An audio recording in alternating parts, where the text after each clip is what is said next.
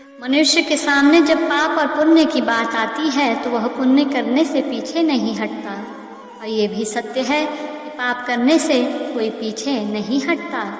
जहाँ लोग पुण्य करते हैं वहाँ ऐसे लोग भी होते हैं जो पाप करते हैं, जो हमारे पुण्य के सभी फलों को नष्ट कर देता है।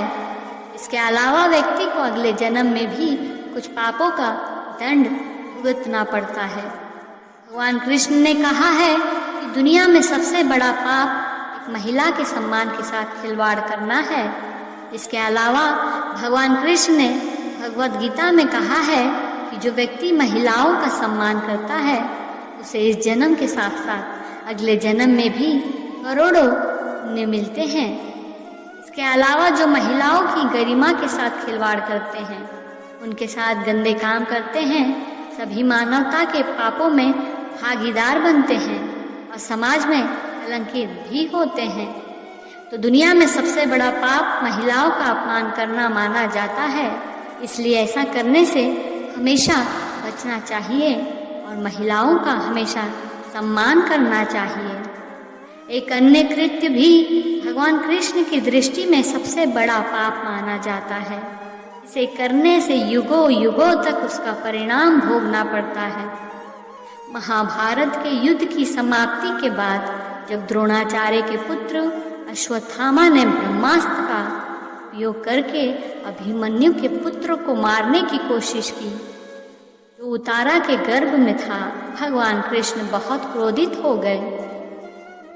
श्री कृष्ण ने उस समय घोषित किया था कि अश्वत्थामा का पाप सबसे बड़ा पाप है, क्योंकि उन्होंने एक अजन्मे बच्चे को मारने की कोशिश की थी। इस पाप के लिए श्री कृष्ण ने स्वयं अश्वत्थामा को दंड दिया था।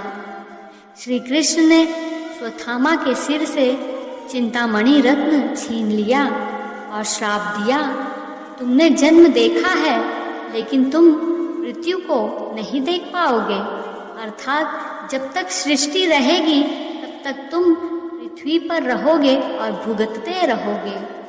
इसलिए उन लोगों को भी सावधान रहना चाहिए जो जन्म से पहले गर्भ में भ्रूण को मार देते हैं या गर्भपात करवाते हैं। भगवान कृष्ण ऐसे लोगों को मृत्यु के बाद भी ऐसा सजा देते हैं जिससे मृत्यु के बाद भी मोक्ष नहीं हो सकता।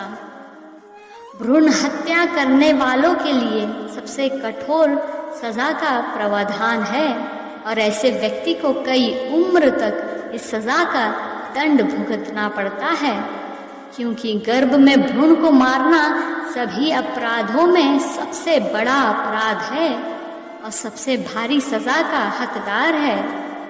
जैसा कि श्रीमद् भागवत गीता में उल्लेख किया है कि अजन्मे बच्चे को मुनि कहा जाता है, उसे मारना एक ऋषि की हत्या के समान है, क्योंकि वह अजन्मा आत्मा सभी कर्मों से मुक्त है और शांति और ज्ञान के शिखर पर निवास करता है।